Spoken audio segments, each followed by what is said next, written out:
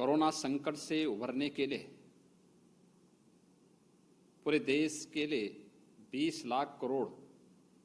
रुपए के जिस आर्थिक पैकेज की घोषणा की है, आज उस क्रम में माननीय वित्त मंत्री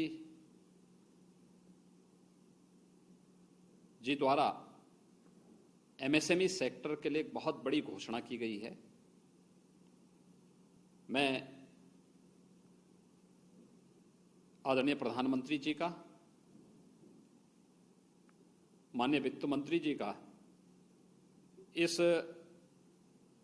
घोषणा के लिए हृदय से आभार व्यक्त करता हूं।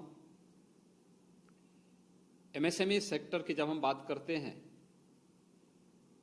तो उत्तर प्रदेश देश के अंदर सर्वाधिक इस सेक्टर में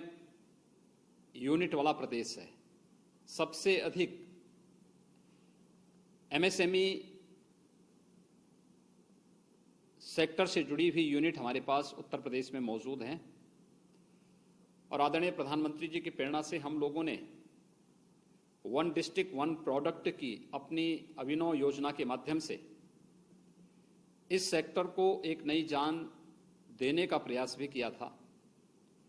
लेकिन कोरोना संकट के कारण जो एक रुकावट आई, आज जिस प्रकार की घोषणा हुई है, खासतौर पर एमएसएमई सेक्टर के लिए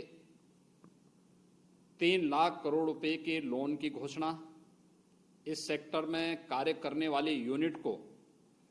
अलग से मदद देने के साथ ही देश के अंदर इस सेक्टर में काम करने वाले जो कर्मी हैं उनकी ईपीएफ की समस्या के समाधान करने के लिए भी जो महत्वपूर्ण कदम उठाए गए हैं, ये अभिनंदनीय हैं। मैं इसका स्वागत करता हूं और मुझे बताते हुए प्रसन्नता है कि हमारी सरकार ने उत्तर प्रदेश के अंदर एमएसएमई सेक्टर को ध्यान में रखते हुए अपनी स्टेट लेवल बैंकर्स कमेटी की बैठक पहले ही कर ली है और इस बैठक के माध्यम से हम लोग कल से लोन मेला प्रारंभ करने जा रहे हैं। कल एक साथ उत्तर प्रदेश के अंदर 36,000 से अधिक एमएसएमई सेक्टर में कार्य करने वाले, यानी हमारा जो सूक्ष्म लघु मध्यम उद्यम में काम करने वाले जितने भी हमारे उद्यमी हैं, जो लोग इस क्षेत्र में काम कर रहे हैं, उन सब के लिए एक लोन मेले की हम लोगों ने ऑनलाइन व्यवस्था प्रारंभ की है और कल 36,000 ऐसे लोगों को, उद्यमियों को हम लोन एक साथ, मेरा अनुमान है कि लगभग 1600 से लेकर के 2000 करोड़ रुपए का लोन एक साथ यहाँ पे वितरण होगा। आज की इस घोषणा के साथ ही माननीय वित्त मंत्री जी के द्वारा